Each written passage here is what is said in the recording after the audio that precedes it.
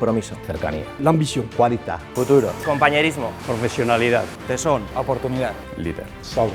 Esfuerzo. Familienphilosophie. Trabajo de toda mi vida. Sacrificio y esfuerzo. Ich bin der Geschäftsführer der deutschen Niederlassung von CMZ.